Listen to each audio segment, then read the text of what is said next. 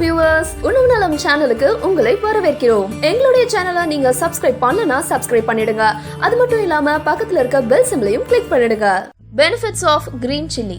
வணக்கம் வியூவர்ஸ். பச்சை மிளகாய். இந்த காரமான பச்சை மிளகாயில ஊறுகாய் கூட பண்ணலாம். அது மட்டும் இல்லாம தாளிக்கிறதுல இருந்து எல்லா உணவுகள்லயும் பச்சை மிளகாய் யூஸ் பண்றோம். இந்த பச்சை மிளகாயில நிறைய அதிசயமான ஹெல்த் பெனிஃபிட்ஸ் இருக்குங்க. அந்த ஹெல்த் பெனிஃபிட்ஸ் என்னென்ன அப்படிங்கறத பத்தி தான் நாம இப்போ பார்க்க போறோம். அதுக்கு முன்னாடி எங்க சேனலை சப்ஸ்கிரைப் பண்ணாதவங்க சப்ஸ்கிரைப் பண்ணிடுங்க. உடனுக்குடன் எங்க சேனலோட அப்டேட்ஸ்களை தெரிஞ்சுக்க மறக்காம பக்கத்துல இருக்கிற பெல் ஐகானை கிளிக் பண்ணிடுங்க.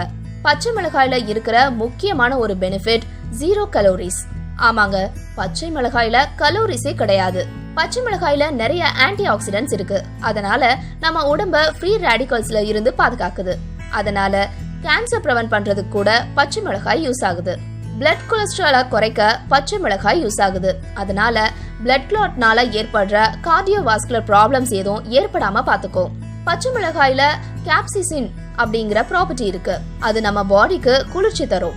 பச்சை மிளகாயில இருக்கிற இந்த கேப்சிசின் ப்ராப்பர்ட்டி கோல்டையும் சைனஸையும் பிரிவென்ட் பண்ண உதவுது. பச்சை மிளகாய் பெயின் கில்லரா கூட ஆக்ட் பண்ணும்னு சொல்றாங்க. விட்டமின் சி அப்புறம் பீட்டா கரோட்டின் நிறைய இருக்கிறதுனால ஐஸுக்கும் ஸ்கின்னுக்கும் பச்சை மிளகாய் ரொம்ப நல்லது. அதோட நம்ம இம்யூன் சிஸ்டம்க்கும் ரொம்ப நல்லது பச்சை மிளகாய். என்ன வியூவர்ஸ், இந்த விஷயங்கள் எல்லாம் உங்களுக்கு உபயோகமானதா இருந்திருக்கும்னு நம்புறோம். இந்த மாதிரி இன்னும் நிறைய விஷயங்களை பத்தி தெரிஞ்சுக்க எங்க சேனலை உடனே சப்ஸ்கிரைப் பண்ணுங்க. நீங்க அதிகமா அக்கறை கொண்டவங்க கூட இந்த வீடியோவை ஷேர் பண்ணுங்க. இந்த விஷயங்களை பத்தி நீங்க என்ன நினைக்கிறீங்க அப்படிங்கறத மறக்காம கமெண்ட் பாக்ஸ்ல ஷேர் பண்ணுங்க. நன்றி.